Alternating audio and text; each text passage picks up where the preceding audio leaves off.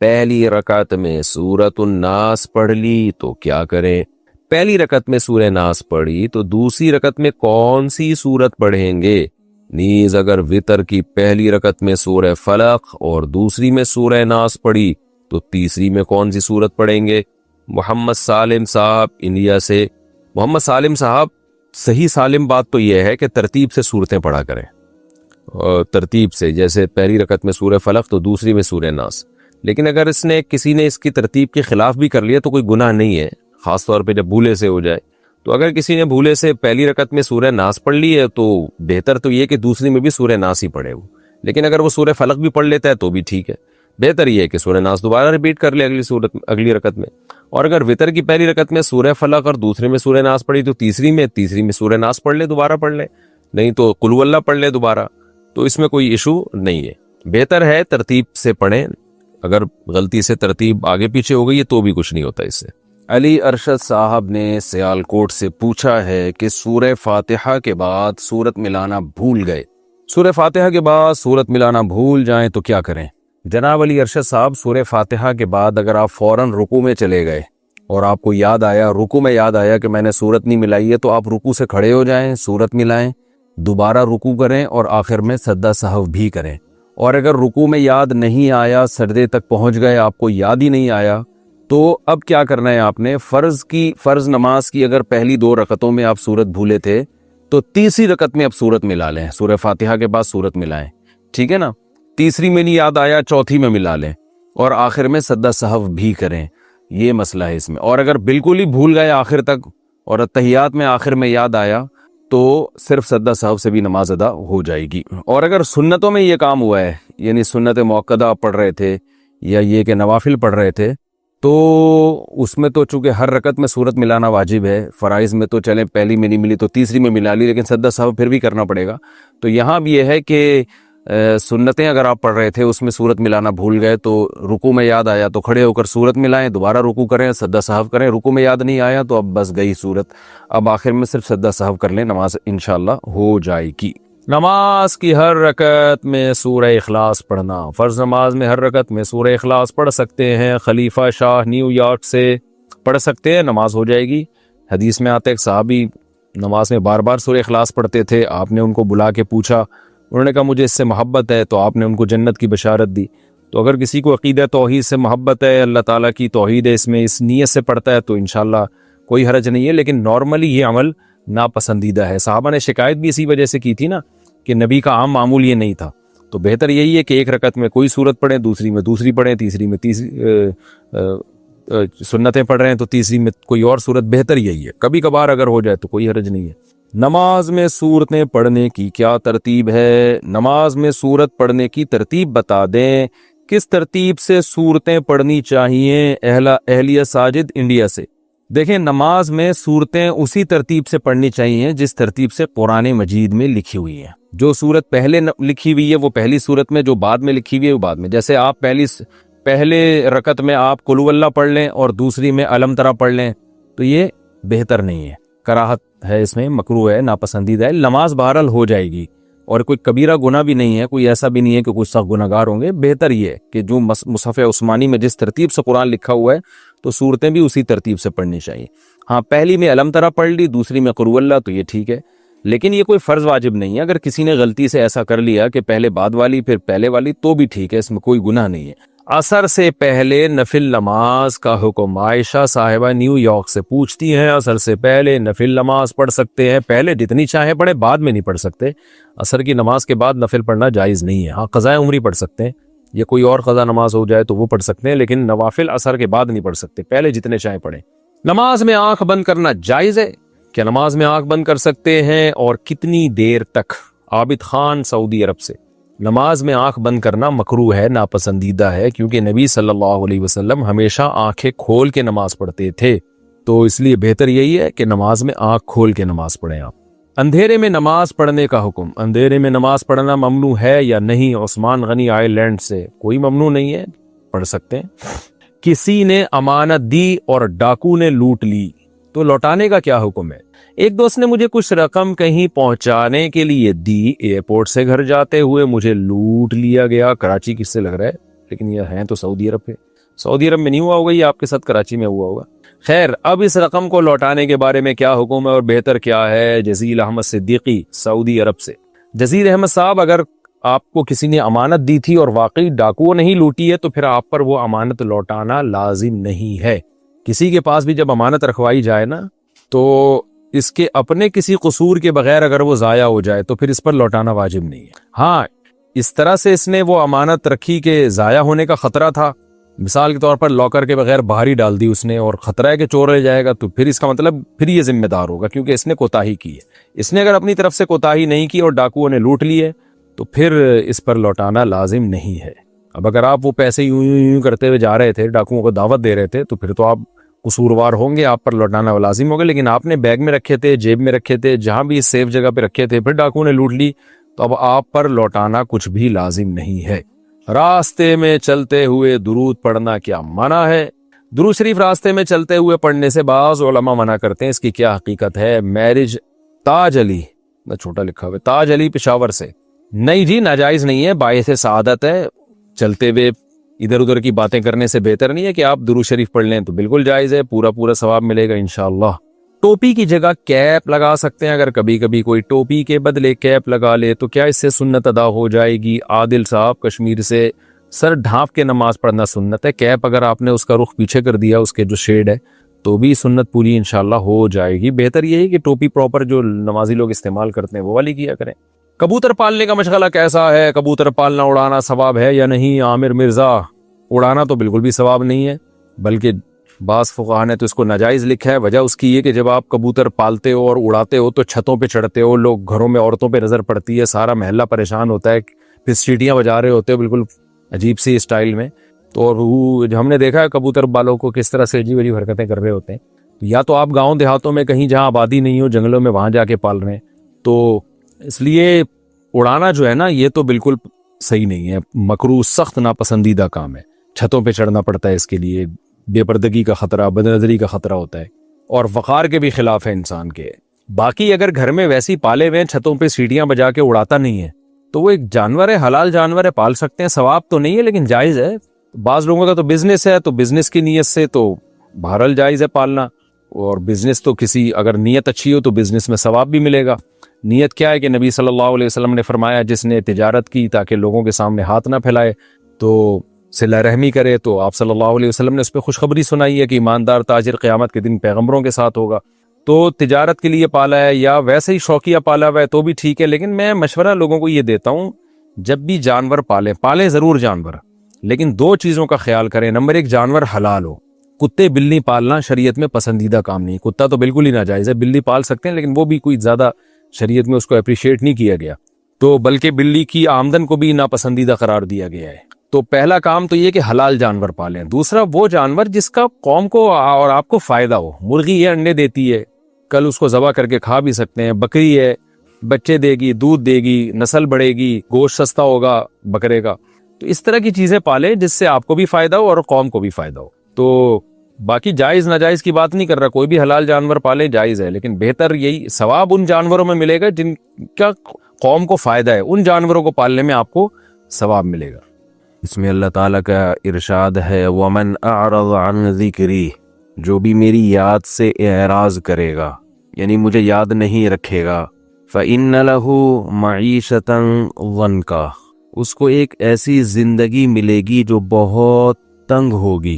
تو اللہ تعالیٰ نے اس آیت میں وہ لوگ جو اللہ کی یاد سے، اللہ کے ذکر سے اعراض کرتے ہیں، ان کے بارے میں وعید سنائی ہے کہ انہیں زندگی تنگ ملتی ہے، تنگ.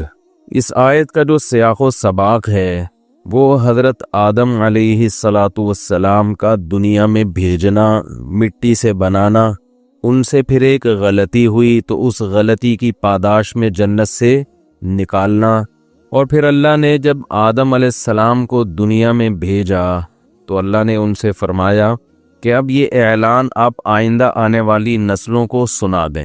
دیکھیں، جب کوئی کہیں سے ہجرت کر کے آتا ہے تو اس کی کوئی ریزن ہوتی ہے نا. ہمارے باپ دادا ہندوستان سے ہجرت کر کے آئے جب پاکستان بنا، تو ہم پوچھتے ہیں کیوں آئے؟ بھئی وہیں رہتے، تو جواب کیا ملتا ہے بھائی؟ ایک ملک چاہیے تھا جس میں ہم اسلام کے مطابق آزادی کے ساتھ اپنی زندگی بسر کر سکیں۔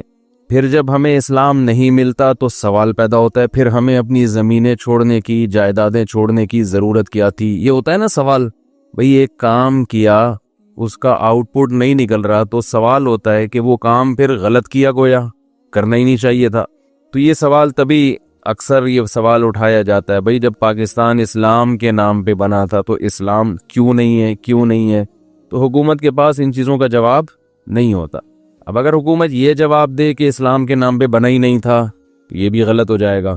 اگر یہ جواب دے کہ بنا تو اسلام کے نام پہ تھا مگر غلطی ہو گئی تھی، اب ہم اس کو سیکولر بنانا چاہتے ہیں، تو یہ جواب صحیح ہوگا؟ واہ بھئی لاکھوں لوگ شہید ہو گئے، اب آپ کہہ رہے ہو کہ غلطی ہو گئی۔ وہ جیسے ہے نا، ایک آدمی نے ایسے اپنے بازو نا ایسے جیسے باڈی بلڈر ہوتے ہیں نا ایسے دکھائے اور کسی مشہور بلڈر کا نام لیا اور کہا آئی ایم فلاں، کوئی بلڈر ہوگا بڑا۔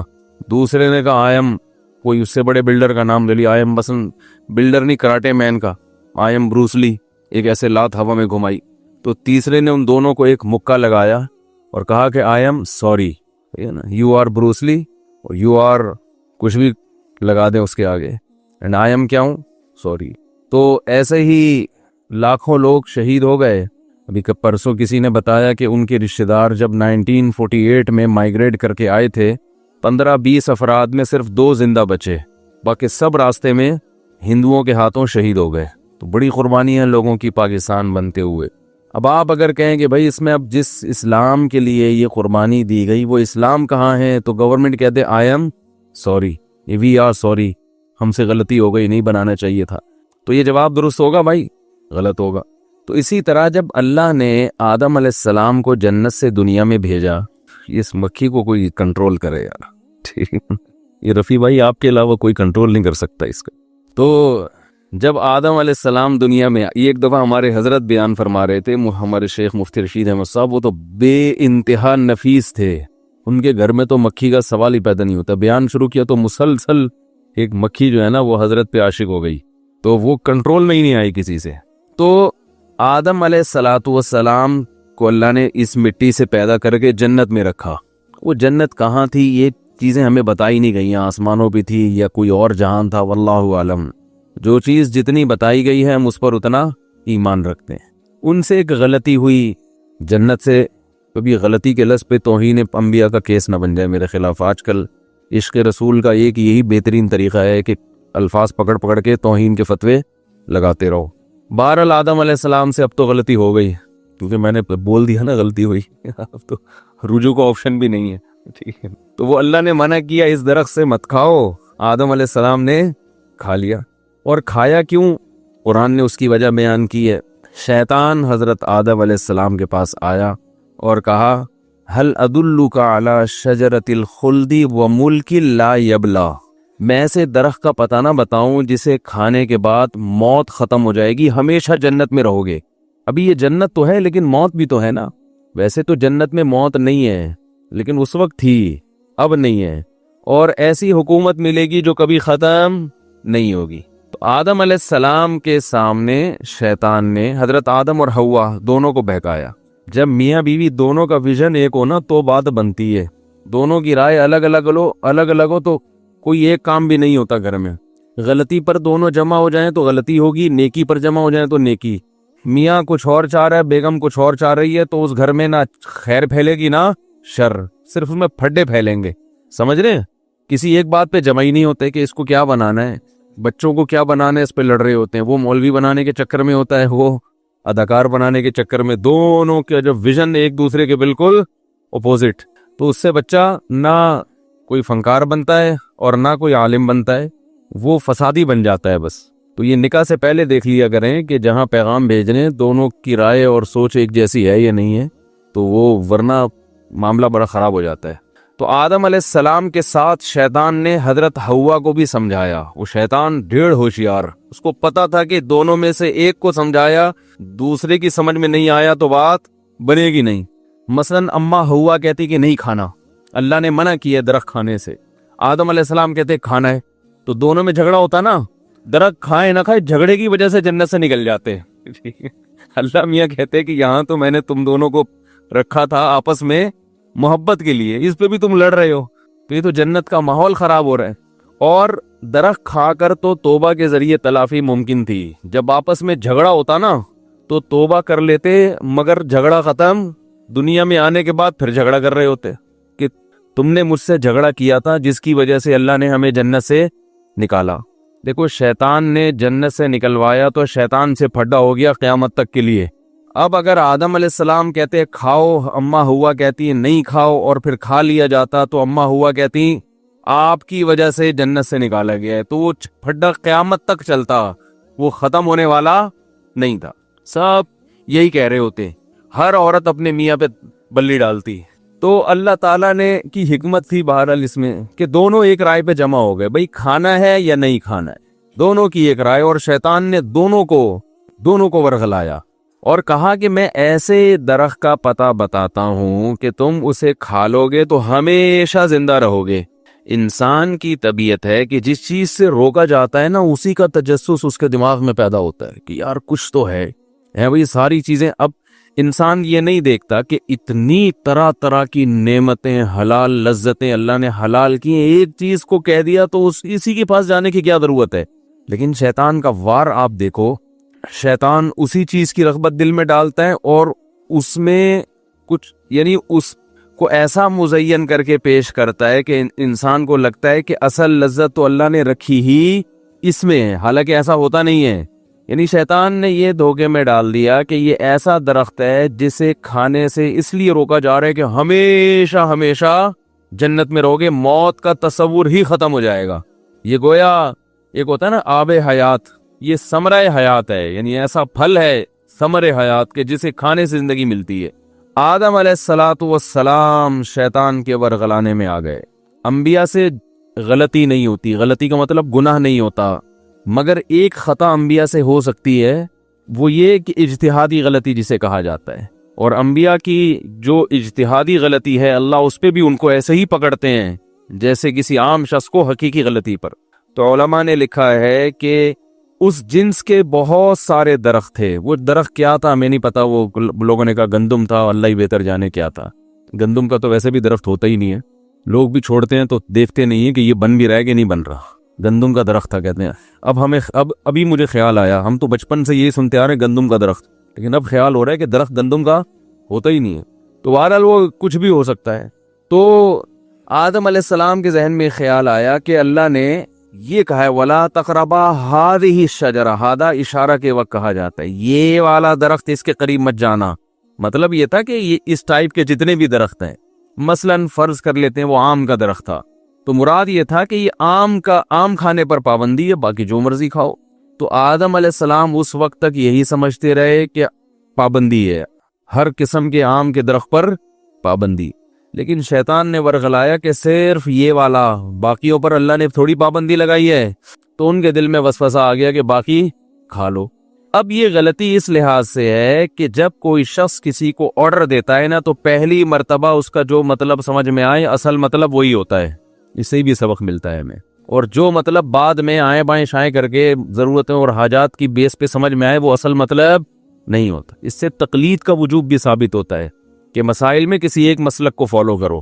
لوگ مجھ سے مسئلہ پوچھتے ہیں جی ولی کی اجازت کے بغیر نکاح، میں کہتا ہوں جائز، فقہ حنفی میں جائز ہے۔ بھائی میں تو شافعی فقہ کو فالو کرتا ہوں، میں تو اہل حدیث ہوں، تو کہتا ہوں آپ کے لیے جائز نہیں ہے ولی کی اجازت کے بغیر نکاح۔ جی وہ تو قرآن حدیث کی روشنی میں جواب چاہیے مجھے، تو میں ان سے کہتا ہوں آج تک تو قرآن حدیث کی روشنی آپ پر جو روشنی ڈالتے رہے ہیں وہ اہل حدیث ڈالتے رہے ہیں آپ کے خیال کے مطابق۔ اب لڑکی کا ابا راضی نہیں ہے تو اب آپ کو امام ابو حنیفہ کا قول قرآن حدیث کی روشنی میں بالکل سمجھ میں آ رہا ہے۔ اب میں قرآن حدیث سے دلائل دوں گا تو بالکل یہ ہیں دلائل۔ تو جب پہلی مرتبہ یہ مسئلہ انہوں نے سنا تھا تو ان کو وہ والی رائے درست لگی تھی جس میں نکاح نہیں ہوتا، اور حنفی علماء کے جو دلائل ہیں نا قرآن حدیث والے وہ ان کو بالکل غلط لگ رہے تھے۔ لیکن جب اپنا مسئلہ آیا تو اب یہ والے صحیح لگ رہے ہیں، وہ والے بولتے کیوں نہیں بھائی غلط لگ رہے۔ جب تک 3 طلاقیں نہیں دی ہوتی تو مفتی طارق مسعود صاحب کے بیان بھی بہت اچھے ہیں، مولانا طارق جمیل صاحب بھی زندہ باد، اور امام حنیفہ کی تو کیا ہی کہنا بھائی، بڑے آرام سے دلائل سمجھ میں آتے ہیں۔ لیکن جب دے دی 3 تو اب وہ دلائل سمجھ میں آ رہے ہیں جن میں 3 نہیں ہوتی۔ یہ انسان کی نیچر ہے. اسی پہ پابندی لگانے کے لیے علماء نے کہا ہے کہ ایک مسلک کو فالو کیا جائے. خواہشات کی بیس پہ دین تبدیل کرنا، قرآن حدیث کا لیبل ہر شخص لگاتا ہے، لیکن آپ کو اس کے دلائل زیادہ سمجھ میں آتے ہیں جہاں آپ کی خواہشات جا رہی ہوتی ہیں. ایک تو ویسے بھی یاد رکھو انسان کو پرومیننٹ ہونے کا بڑا شوق ہے، نمایاں ہونے کا. جو سب جس کو فالو کر رہے ہو نا اسی کو فالو کرو گے تو اخبار میں نام تھوڑی آئے گا. ارے بھائی کسی کنٹری میں ایک ہی فقہ کو فالو کیا جا رہا ہو صدیوں سے، آپ بھی اسی کو فالو کرو گے تو کوئی چینل چلے گا آپ کا، اخبار میں نام آئے گا، شہرت ہوگی. آپ کچھ الگ سے کوئی چیز لے کر آؤ مارکیٹ میں، نماز بھی آپ کی تھوڑی سی ڈیفرنٹ ہو، مسائل بھی تھوڑے سے ڈیفرنٹ ہو، اور سب کو غلط کہو گے یہ سارے غلط ہیں میں ہوں صحیح، تو پھر آپ کی دکان چلے گی.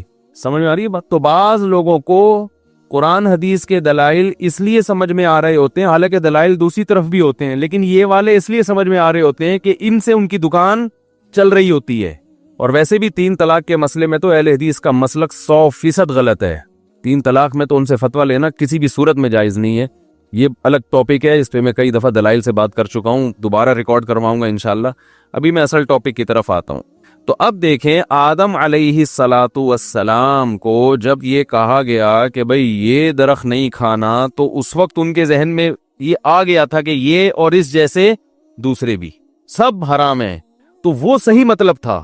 لیکن شیطان نے کیا کہا، بھائی یہ والا درخت یہی تو اصل ہے، تو اب یہ نہ کھائیں، اس کے سائیڈ والا کھا لیں جو ساتھ میں لگا ہوا ہے.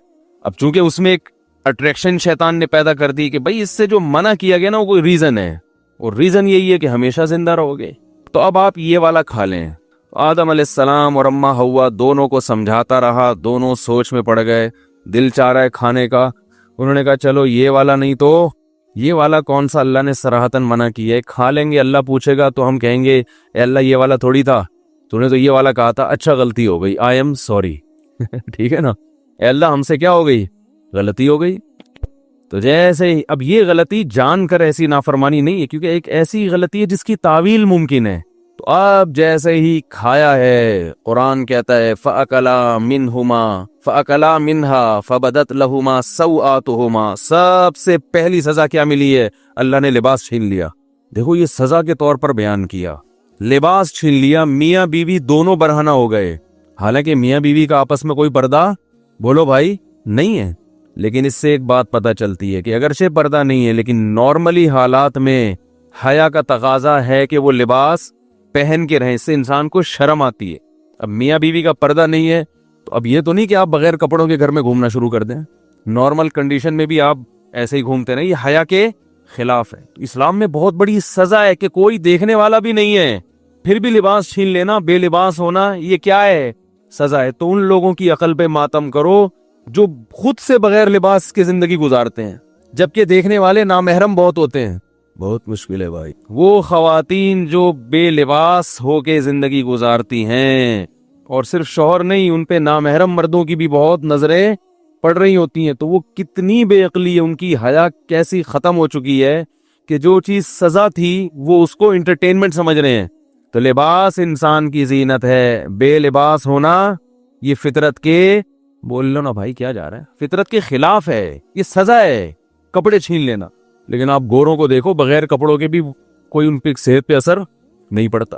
ہم ازبکستان میں سوئمنگ کر رہے تھے، ایک گورا بھی نہا رہا تھا، رشیا کا گورا تھا، ہمیں نہیں پتا تھا، الحمدللہ اللہ کا بڑا فضل ہے، ہمیں نہیں پتا تھا، ہم نہاتے رہے، اکیلا وہ اور باقی ہم سب پاکستانی. تھوڑی دیر میں جب وہ نکل کے گیا ہے تو پتہ یہ چلا کہ اب کیا پتہ بتاؤں آپ کو میں، ہم نے کہا پہلی دفعہ ہم نے ایسا منظر دیکھا تھا، بالکل ایسے نکلا ہے، اور لڑکوں نے کہا ایک دم وہ یہ کیا ہو گیا، ایک دم بوکھلا گئے نا، یہ کیا ہے بھائی، کچھ بھی نہیں، اور اس کو کوئی شرم بھی نہیں آ رہی، ایسے چلتا ہوا جا رہا ہے. ہم نے کہا یہ ہے ترقی. ترقی کی ڈیفینیشن سمجھ میں آئی. ہم تھے پسماندہ کنٹری کے، آدھے کپڑے تو ہم نے کم از کم گھٹنے اور ناف تک تو لباس ڈھانپا ہوا تھا نا، اور کچھ جو زیادہ شرمیلے تھے وہ ٹی شرٹ پہنی ہوئی تھی، انہوں نے ان کو چانپے دکھاتے ہوئے بھی شرم آ رہی تھی اپنی. تو میں نے کہا یار یہ ترقی کا معیار بن چکا ہے کہ جتنے کپڑوں میں ہوگا اتنا غریب اور پسماندہ سمجھا جائے گا، 3rd کلاس کنٹری سے آیا ہوا، اور جتنا کلوتھ لیس ہوگا نا، جتنا کپڑوں سے پاک ہوگا اتنا زیادہ ترقی. روس تو ترقی یافتہ ملک ہے نا، رشیا کا تھا وہ بندہ، کیونکہ ہمیں تو پھر انکوائری تھی، ہم نے کہا یہ کون سے کنٹری کا آیا بھائی، کس کنٹری میں اتنی آزادی ہے. تو یہ ترقی یافتہ ممالک ہیں بھائی. اللہ تو بتا رہے ہیں کہ تمہارے دادا آدم اور حوا کو سب سے پہلے جو سزا ملی ہے وہ کیا ہے؟ ان کا لباس ان سے چھینا گیا. وَطَفِقَا يَخْصِفَانِ عَلَيْهِمَا مِنْ وَرَقِ الْجَنَّةِ. اور قرآن کے الفاظ دیکھو، فوراً جنت کے درختوں کے پتے توڑ کر اپنے جسم کو ڈھانپنے لگے. شرم آ رہی تھی ان کو، ایک دوسرے سے حیا آ رہی تھی کہ سب سے پہلا کام یہ کرو کہ اپنے جسم کو ڈھانپو. تو یہ ننگا پن جو آج کل عورتوں میں آ رہا ہے، مردوں میں آ رہا ہے، چڈے پہن پہن کے گھوم رہے ہیں، یہ کوئی تہذیب نہیں ہے میرے بھائی، یہ سزا ہے، یہ تہذیب نہیں ہے. شریعت میں مرد کو حکم ہے کہ ناف سے گھٹنوں تک یہ 24 گھنٹے چھپانا ہے. سمجھ رہے ہیں؟ یہ محرم سے بھی چھپانا ہے اور نامحرم سے بھی چھپانا ہے. اور عورت کو حکم یہ ہے کہ وہ اپنے چہرے اور دونوں ہاتھوں کی کلائیوں کے علاوہ پورا ڈریس نامحرم سے ہر وقت چھپائے. اور فتنے کا اندیشہ ہو تو چہرہ چھپانا بھی فرض ہے. اور جوان عورت کو چونکہ فتنے کا اندیشہ ہے لہذا اس کے بارے میں فتویٰ یہی ہے کہ اس پر چہرے کا پردہ فرض ہے. جو یہ کہتا ہے جوان عورت کے چہرے چھپانا فرض نہیں ہے، اس میں فتنہ نہیں ہے، تو وہ پاگل ہے. سارا فتنہ کہاں سے ہوتا ہے؟ تو چہرے سے ہوتا ہے. تو یہ اسلام کا ایک بنایا ہوا نظام ہے، کرنا پڑے گا. اور اسی طرح جو خواتین گھر میں رہتی ہیں جہاں سب محرم ہوں تو ٹھیک ہے، وہاں چہرہ بھی کھول سکتی ہیں، کلائیاں بھی کھول سکتی ہیں، لیکن کھول سکنے کا مطلب یہ نہیں کہ کھولیں. پراپر ڈریس یہی ہے کہ پورا جسم پہ لباس ہو. آج کل مسئلہ یہ ہے کہ نئے نئے لوگ جو علم حاصل کرتے ہیں نا، علم میں عمق اور گہرائی نہیں ہوتی، بس وہ قرآن اور حدیث کی ظاہری نصوص کو دیکھ کر فتوے لگاتے ہیں. دیکھیں، اللہ تعالیٰ نے مرد کو حکم دیا ناف سے لے کے گھٹنے تک ڈھانکنا ضروری ہے. تو اب اس کا یہ مطلب ہے کہ آپ میں یہاں بنیان پہن کے آ جاؤں ہے بھائی، یا آپ گھر میں بس ناف سے گھٹنوں تک کی ایک چادر باندھیں اور اوپر چانپیں واپیں پسلیاں وسلیاں وہ ساری دنیا دیکھ رہی ہو؟ یہ اچھا لگے گا؟ بھائی شریعت نے ایک آخری حد بیان کی ہے کہ یہاں سے یہاں تک تو ہے ہی، اس کے علاوہ جتنا لباس پہنو گے اس میں تمہاری زینت اور حیا کے زیادہ قریب ہے، وہ پسندیدہ ہے، شریعت اس پہ آپ کی تعریف کرتی ہے. اسی طرح یاد رکھیں، عورت کا جو ڈریس ہے وہ محرم یعنی اپنے بھائی اور باپ کے سامنے کلائیاں کھول سکتی ہے، پنڈلیاں کھول سکتی ہے، گردن کھول سکتی ہے، سر کے بال کھول سکتی ہے. یہ گنجائش دی ہے شریعت نے، ترغیب نہیں ہے. گنجائش اس لیے کہ لا تو قیامت تک کے لیے بنتا ہے نا. ترغیب یہی ہے کہ بھائی پراپر ڈریس میں رہے. جب باپ آئے جوان بیٹی کے سامنے تو بیٹی کو چاہیے کہ سر پہ بولو نا بھائی چادر لے لے، چاہیے، ترغیب ہے اس کی. یہ پراپر ڈریس ہے مسلمان عورت کا. عرب کنٹریز میں خواتین کے ڈریس ایسے ہو گئے ہیں کہ الامان والحفیظ. اور جب ان سے کہا جاتا ہے کہ یہ کیسا ڈریس ہے، اتنی فٹنگ کے کپڑے اور یہ کلائیاں کھلی ہوئی ہیں اور ہاف سلیو بلکہ سلیو لیس کپڑے پہنے ہوئے ہیں، تو کہتی ہیں بھائی سے پردہ کہاں ہے؟ قرآن حدیث میں دکھاؤ. بھائی بھائی کے سامنے پورے بازو کا چھپانا فرض ہے، قرآن حدیث میں کہاں ہے؟ تو میں ان سے سوال پوچھتا ہوں، قرآن حدیث سے دکھاؤ کسی ایک صحابیہ نے یہ ڈریس پہنا ہو. تو جواب ملتا ہے کہ وہ ان کا کلچر ہے. یہ مغربی یلغار ہے. جب حیا ختم ہو گئی نا معاشرے میں حیا ختم ہو گئی تو قرآن حدیث کی تشریحات کے اصول بھی بولو بھائی چینج ہو گئے. تو یہ بالکل ایسا ہی ہے جیسے جب کوئی یہ دلیل دیا کرے نا کہ بھئی یہ سلیو لیس کپڑے پہن کے بھائی کے سامنے آنا جائز ہے کیونکہ بازوؤں کا بھائی سے پردہ نہیں ہے، تو ان سے بولا کرے کہ بھائی کو بھی چاہیے کہ وہ چڈی میں آپ کے سامنے آگے بیٹھا کرے، کیونکہ وہ اس پر بھی یہ جو اوپر کی باڈی ہے اس کا پردہ فرض نہیں ہے. تو کبھی مجبوری میں نہا دھو کے آدمی باہر نکلا تو چلو ٹھیک ہے، لیکن نارملی کوئی مرد ایسا نہیں کرتا. اب یہ الگ بات ہے، مرد پراپر ڈریس پہن رہا ہے اور اس کے لیے اس کو قرآن و حدیث سے دلیل نہیں چاہیے. عورت آدھے کپڑے پہن رہی ہے اور دلیل میں قرآن و سنت کا حوالہ پیش کر رہی ہے. اس کا مطلب ہے کہ یہ قرآن و سنت نہیں ہے، اپنی خواہشات ہے جس پر، اور حیا بے حیائی ہے، بے شرمی ہے جس پر لیبل کس کا لگایا جا رہا ہے؟ قرآن و سنت کا. اس کی میں ایک مثال دیتا ہوں، اس سے بات سمجھ میں آئے گی. بعض خواتین یہ دلیل لیتی ہیں کہ عورت کے لیے بال کٹوانا جائز ہے. دلیل حدیث، رسول اللہ صلی اللہ علیہ وسلم کا جب انتقال ہوا تو امہات المومنین نے اپنے بال چھوٹے کرا لیے آپ صلی اللہ علیہ وسلم کی وفات کے بعد. تو جب امہات المومنین کے لیے بال چھوٹے کرانا جائز ہے اور کسی نے اس پر انکار نہیں کیا، تو آج خواتین بال چھوٹے کیوں نہیں کرا سکتی؟ دلیل سمجھ میں آئی ہے بھائی؟ آ رہی ہے سمجھ میں دلیل؟ یہ دلیل غلط ہے. آج خواتین جو بال چھوٹے کرواتی ہیں زینت پیدا کرنے کے لیے، شو مارنے کے لیے. امہات المومنین نے شو ختم کرنے کے لیے بال چھوٹے کروائے ہیں، زینت کو ختم کرنے کے لیے، کہ جس کے سامنے بن سمرا کرتی تھی محمد صلی اللہ علیہ وسلم، جب ان کا انتقال ہو گیا اور اب ہمیں مزید نکاح کی اجازت بھی نہیں ہے، تو اب زینت کا دروازہ بند. اب کس کو دکھائیں لمبے بال؟ تو لمبے بالوں میں عورت کی زینت ہے. اگر عورت چھوٹے بالوں میں زینت سمجھتی ہے تو یہ تغییر خلق اللہ ہے، اللہ کی بنائی ہوئی تخلیق کو تبدیل کرنا ہے، یہ حرام ہے، ناجائز ہے. بھائی ہاں ہوں کر لیا کریں، سمجھ میں آ رہا ہے؟ تو انہوں نے تو زینت ختم کرنے کے لیے اور آپ شو مارنے کے لیے. اسلام میں عورت کے لمبے بالوں میں زینت، اللہ نے عورت کو لمبے بال دیے اس لیے کہ دیکھو آدمی جتنے لمبے بال کر لے یہاں سے نیچے، ہم نے تو رکھ کے دیکھے ہیں نا، یہاں سے نیچے بال نہیں نکلتے، بہت زیادہ ہوں گے یہاں تک آ جائیں گے، اس آدمی کے بال اس سے نیچے نہیں، اور پھر مزید بڑھانے کی کوشش کرے گا تو پرانے والے بھی ختم ہو جائیں گے، حقیقت ہے. اور عمر کے بعد، ایک عمر کے بعد آدمی یہاں سے کیا ہو جاتا ہے، دو قسم کے گنجے پن آتے ہیں مردوں میں. کچھ لوگ ہوتے ہیں یہاں کے بال رہتے ہیں بیچ سے گنجے ہو جاتے ہیں، یہ پھر بھی غنیمت ہے کیونکہ بیچ میں تو کوئی دیکھتا نہیں ہے نا جھانک کے. اور کچھ ایسے ہوتے ہیں یہاں سے ایئرپورٹ بننا شروع ہوتا ہے، یہاں تک پہنچ جاتا ہے، وہ یہ ہر مرد کے ساتھ ہوتا ہے. لیکن خواتین کے ساتھ ایسا نہیں ہوتا، کیونکہ اگر ان کے ساتھ ایسا ہوتا تو پھر عورت نہ نظر آتی. اللہ کو یہ بات برداشت نہیں ہے کہ عورت ہو اور مرد نظر آئے، اس لیے اللہ نے عورت کی زینت سر کے بالوں میں رکھی. پہلے بالوں کے شیمپو آتے تھے، سر میں تیلوں کی مالش ہوا کرتی تھی، خواتین بال بڑھایا کرتی تھیں، اور اسی میں ہمیشہ مسلم معاشرے میں ایسا ہی ہوتا رہا ہے. اب گوروں میں، انگریزوں میں یہ پھر اس وقت کوئی دلیل نہیں دیتی تھی خاتون کے امہات المومنین نے بال کٹوا لیے تھے، وہ بھائی نبی کی موجودگی میں کبھی بھی نہیں کٹوائے، وفات کے بعد کٹوائے. اس وقت کوئی خاتون یہ دلیل نہیں دیتی تھی کہ حدیث بخاری کی حدیث ہے اور مسلم کی حدیث ہے، حدیث نمبر یہ، صفحہ نمبر یہ، حدیث کا حوالہ نمبر یہ، اور یہ جو ہے نا علماء کے پاس تو کوئی دلیل نہیں ہے، ادھر تو امہات المومنین سے بال کاٹنا ثابت ہے. اس وقت کچھ نہیں، کیونکہ اس وقت زینت سمجھی جاتی تھی. جب انگریز بر صغیر میں آیا، حضرت حکیم الامہ مولانا شرف علی تھانوی رحمہ اللہ نے لکھا ہے کہ ہماری عورتیں ان کی عورتوں کو دیکھ کر ان سے متاثر ہونے لگی ہیں، اور اس کے اثرات آئے. وہی پرکٹی کس ٹائپ کی عورتیں ہوتی ہیں نا، بال کٹی، وہی پینٹیں، وہی شرٹیں، وہی سارا کلچر ہمارے یہاں آ گیا. اب اس پہ لیبل کیا لگا لیا، قرآن و حدیث میں ناجائز کہاں ہے، یہ ناجائز کہاں لکھا ہوا. عرب کے اکثر عربوں کا کلچر تباہ ہو گیا، اس کی حیا ختم ہو گئی. تو بچپن میں اپنی بچیوں کو سکھایا کریں کہ باپ جب گھر میں آئے، جوان بیٹی سر پہ بولو بھائی چادر لے لے، بھائی جب آئے تو جوان بہن کو چاہیے کہ سر پہ دوپٹہ لے لے. زیادہ سختی نہ کریں، کوئی حلال و حرام کا مسئلہ نہیں ہے، لیکن کم از کم جو بے حیائی ہمارے معاشرے میں پھیل رہی ہے، جو ماڈرنزم پھیل رہا ہے جس قسم کا، جس سے حیا ختم ہوتی جا رہی ہے، اس کے خلاف کچھ تو انسان جہاد کرے نا، کچھ تو رکاوٹ ڈالے اس میں. آج باپ کو شکایت ہے کہ بیٹی سنتی نہیں ہے بات کو، بھائی کو شکایت ہے کہ چھوٹی بہن پہ بھی میرا زور نہیں چلتا. اس لیے نہیں چلتا کہ اس سے حیا کیا ہو گئی ہے، ختم. اس میں شرم و حیا کیا ہو گئی ہے، جب لباس ایسا پہنے گی تو شرم و حیا ختم. جب شرم و حیا ختم تو بات سننا تو شرم و حیا کے بعد ہوتا ہے. بھائی جس میں شرم و حیا نہیں ہے وہ تو جواب دینے میں فخر محسوس کرتا ہے.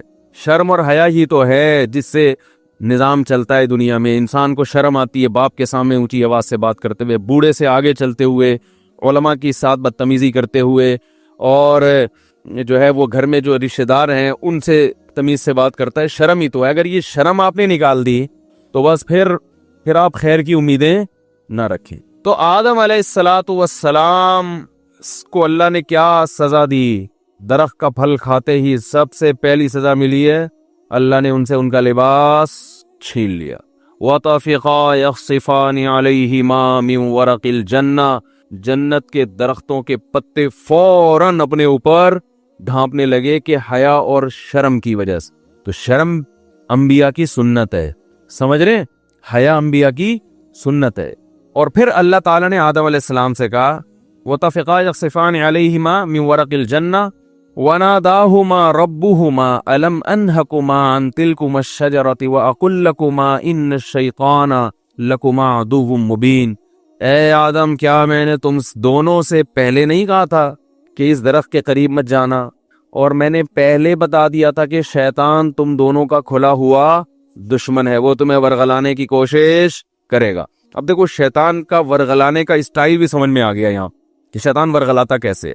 لوگ یہ سمجھتے ہیں کہ شیطان گناہ کی خواہش دل میں ڈالتا ہے، یہ غلط ہے.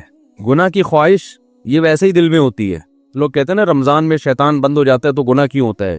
تو گناہ کی جو خواہش ہے نا، یہ شیطان، بڑی پیاری بات کی علماء نے کہ شیطان کو اللہ نے حکم دیا تھا آدم علیہ السلام کو سجدہ کرو، شیطان نے نہیں کیا، تو شیطان کو کس شیطان نے ورغلایا تھا؟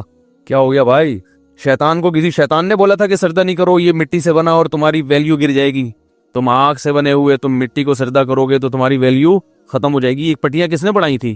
کوئی اور شیطان تھوڑی تھا۔ شیطان کی اپنے ذات میں حسد اور جیلسی۔ تو انسان دو وجہ سے گناہ کرتا ہے، ایک تو یہ کہ اس کے دل میں خواہشات پوری کرنے کی چاہت اللہ نے ویسے ہی رکھی ہے۔ بھائی فرشتوں میں خواہشات ہوتی ہیں؟ نہیں ہوتی۔ فرشتوں میں نہ روٹی کی خواہش نہ کوئی اور خواہش، تو اللہ نے انسانوں میں رکھی ہوئی ہیں۔ روٹی بھی چاہیے، صحت بھی چاہیے، گھر بھی چاہیے، گاڑی بھی چاہیے، عزت بھی چاہیے، بہت ساری چیزیں چاہیے کر کے وہ ایک طویل فہرست بنائی ہوئی ہے اس نے۔ سر پہ بال بھی چاہیے، یہ بھی ضروری ہے۔ آج کل کیا ہمیشہ سے چاہیے، لیکن میں ان لوگوں سے کہتا ہوں کہ جو سر کے بال کٹا کے یہ سمجھتے ہیں کہ ہم اللہ کو راضی کر رہے ہیں، کم از کم یہ الزام اللہ پہ مت لگاؤ، ٹھیک ہے نا؟ بال کٹائیں، بعض لوگوں پہ ٹرینڈ اچھی لگتی ہے، لیکن اس کو سنت نہ سمجھیں۔ تو انسان کی طبیعت ایسی ہے کہ وہ خواہشات کی طرف مائل ہوتا ہے، اس کی فطرت ہے، وہ تو شیطان نہ بھی کہے تو مائل ہوتا ہے۔ دیکھو جب روزہ رکھتے ہیں تو ہمارا پانی پینے کا دل چاہتا ہے کہ نہیں چاہتا ہے پیاس میں؟ تو یہ شیطان سمجھا رہا ہے کہ پانی پیو؟ بولے نا بھائی، وہ تو میڈیکل سائنس یہی کہتی ہے کہ جب پیاس لگے گی تو پانی پینے کا دل چاہے گا، تبھی تو روزے کا ثواب ملے گا۔ بھوک لگے گی تو روٹی کھانے کا دل چاہے گا۔ ہاں، اب مسلمان یہ دیکھتا ہے بھائی اللہ کی طرف سے اجازت ہے تو کھا لو، اجازت نہیں ہے تو نہیں کھاؤ۔ اب روزہ ہے تو اللہ کی طرف سے اجازت نہیں ہے، بعض دفعہ اللہ کی طرف سے کھانے کا حکم ہوتا ہے۔ کسی ایسے شخص نے نفلی روزہ آپ نے رکھا ہوا ہے، دعوت کر لی جو آپ کے بڑوں میں سے ہے، قریبی رشتہ داروں میں سے ہے، آپ اس کی دعوت اٹینڈ نہیں کریں گے تو وہ ناراض ہونے کا خطرہ ہے، تو پھر شریعت کا حکم کیا ہے؟ یہاں روزہ توڑ دو، روزہ توڑ کے اس کی دعوت کھا لو۔ پھر فقہا کا اختلاف ہے، بعض کہتے ہیں کہ بعد میں قضا کرے، بعض کہتے ہیں نہیں کرے۔ امام حنیفہ کے نزدیک بعد میں قضا کرنا ضروری ہے۔ تو یہاں کھانا کیا بن گیا؟ حالانکہ اس وقت دل چاہ رہا ہوتا ہے کہ نہیں کھائے، کیونکہ اتنی مشکل سے دوپہر تک کا روزہ آپ نے برداشت کر لیا، صبح کی چائے چھوڑ دی، گٹکا بھی نہیں کھایا، صبح پان بھی نہیں کھایا، اتنی قربانیاں دے کے 12-1 بجے تک آپ پہنچے اور دعوت آ گئی، اور ایسی کی دعوت آئی جو آپ کے چچا لگتے ہیں رشتے میں اور بڑے قریبی ہیں، اور وہ ناراض ہو جائیں گے کہ یار آج ہی روزہ رکھنا تھا، میرے بچے کا ولیمہ ہے، آج ہی روزہ رکھنا تھا۔ تو بہتر کیا ہے کہ آپ روزہ، حالانکہ یہاں دل چاہ رہا ہوتا ہے کہ نہیں توڑو، کیونکہ فقہ حنفی میں تو بعد میں قضا کرنی پڑے گی نا اس کو، یا تو چلو بالکل ہی غریبی میں معاف ہو رہا ہوتا، یہ تو بعد میں کون قضا کرے گا یار، آج رکھ لیا۔ تو خواہشات، یہ شیطان نہ بھی ہو تو انسان کے دل میں اللہ نے خواہشات کا ایک سمندر رکھا ہے۔ شیطان کیا کرتا ہے؟ شیطان یہ دیکھتا ہے کہ یہ آدمی اپنی خواہشات اس لیے پوری نہیں کر رہا کہ اس میں اس کو خطرہ ہے کہ آخرت میں جہنم کی سزا ملے گی۔ یہی وجہ ہوتی ہے نا مسلمان، ورنہ تو بھائی سارے چرسی ہیروئنچی ہوتے بھائی۔ مجھے لوگ آ کے بتاتے ہیں کہ یار وہ فلاں کنٹری میں اتنے لوگ 99% لوگ ڈرگز لیتے ہیں۔ چرس کا انگلش میں ایک بڑا ٹیکنیکل قسم کا نام آیا ہے جس سے چرس پینے والا چرسی بھی نہیں کہلاتا اور معاشرے میں اس کی عزت ہو جاتی ہے۔ کچھ دن پہلے ایک صاحب آئے کہ یہ یو کے سے آئے ہیں اور یہ ایک انگلش میں چیز میں نام بول گیا، وہ پیتے ہیں۔ میں نے کہا یار یہ تو ہم سے زیادہ پڑھے لکھے ہیں، وہ ایسی خوبصورت چیز پی رہے ہیں۔ یہ انگلش میں نا بڑا ٹیکنیکل قسم کا نام تھا، تو میں نے کہا وہ اس کو اردو میں ترجمہ کیا، انہوں نے کہا چرس۔ تو میں نے کہا یہ بولو چرسی ہے بھائی۔ ان کو بولا تو نہیں میں نے، بے عزتی ہو جاتی، لیکن دل میں میرے خیال ہے ان کو سیدھا بولو بھائی یہ کیا ہے؟ چرسی ہے مفتی صاحب، اس کے ڈریسنگ پہ نہ جانا، اس کی انگلش پہ نہ جانا، ہے چرسی، اصل میں یہ ہونا چاہیے تھا۔ تو اب کیا ہے کہ وہ وہاں تو بہت زیادہ نشہ ہے نا، تو لوگ کہتے ہیں وہ اتنا نشہ کرتے ہیں، ہر آدمی شراب پیتا ہے، ہر آدمی زنا کر رہا ہے۔ تو میں کہتا ہوں بھائی وہ تو کریں گے، جب ان کا خیال ہے کہ زنا پہ کوئی سزا ہی نہیں ملنے والی ہے بھائی، تو 2 دن کی زندگی کوفت سے کیا فائدہ؟ لائف کو انجوائے کرو، وہ صحیح کر رہے ہیں اپنے حساب سے۔ رہا یہ مسئلہ کہ وہ چرس پی رہے ہیں، ڈرگس لے رہے ہیں تو صحت برباد ہو رہی ہے، وہ کہہ رہے بھائی صحت بچا کے، مزے کے لیے صحت بچانی ہے نا، تو جب صحت برباد کرنے میں زیادہ مزہ آ رہا ہے تو صحت بچا کے کرنا کیا ہے؟ کیا خیال ہے؟ ٹیپو سلطان کا قول تھا نا، شیر کی 1 دن کی زندگی گیدڑ کی 100 سال کی زندگی سے بہتر ہے۔ تو یہ چرسیوں کی نظر میں یہ قول کا مطلب یوں ہے کہ ہیروئنچی کی 4 دن کی زندگی بغیر ہیروئنچیوں کی 4000 سال کی زندگی سے بہتر ہے۔ وہ کہنا ہیروئن پی کے جو 4 دن میں جو مزہ آتا ہے، وہ تمہاری بغیر جو ہیروئن کی زندگی ہے وہ 60-70 سال میں کیا ہے یار، یہ کوئی زندگی ہے؟ تو اس کا یہ نظریہ بن چکا ہوتا ہے۔ تو جب وہ اس کو کوئی آخرت کا خوف ہی نہیں ہے، اللہ کے سامنے جواب دہی کا وہ خوف ہی نہیں ہے، تو وہ جو چاہے کرے بھائی۔ مسلمان کیا کرتا ہے کہ جب گناہ کی طرف اس کی طبیعت مائل ہوتی ہے، جو ہر ایک کی مائل ہوتی ہے، उलमा की भी होती है, बुजुर्गों की भी होती है, आम ही आदमी की भी होती है।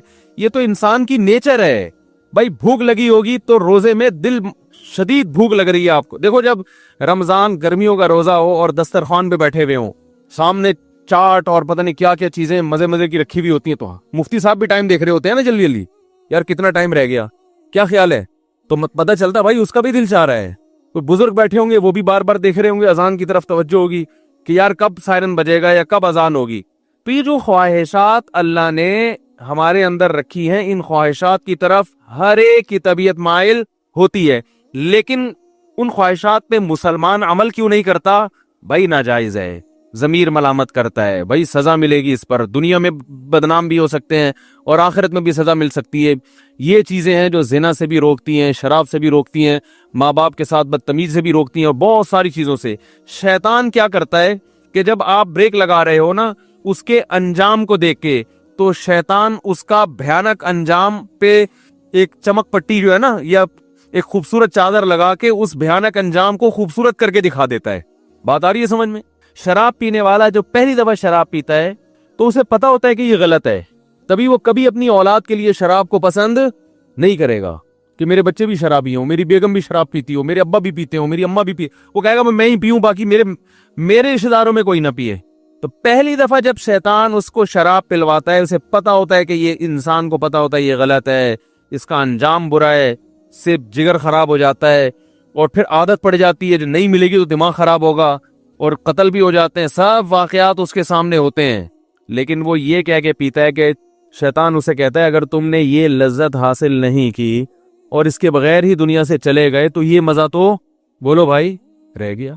बाज दफा ये कहता है पी लो एक दो दफा से क्या होता है, तौबा कर लेना। बाज दफा ये कहता है तुम्हारी टेंशनें इतनी हैं कि शराब का जो नुकसान है वो नुकसान इतना ज्यादा नहीं है जितना ये टेंशन तुम्हें नुकसान दे रही है, तो इलाज के तौर पर पी लो, ये टेंशन तो खत्म होगी ना।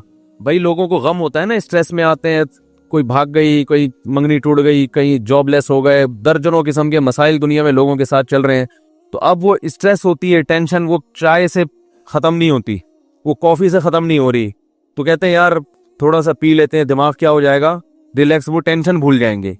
तो ये शैतान ये क्या करता है, वज़य्यन लहुमुश शैतानु अअमालहुम, शैतान, कुरान कहता है कि शैतान किसी बुराई में जो बदबू है ना और जो गंदगी है उसको हटा के उसको मुज़य्यन कर देता है। जीनत किसे कहते हैं?